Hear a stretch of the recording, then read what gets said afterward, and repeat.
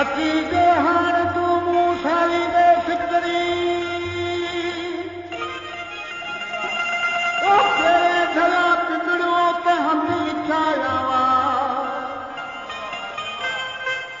हाणे साजन सब जमानो तुझी गोरी थी गुज़ारिया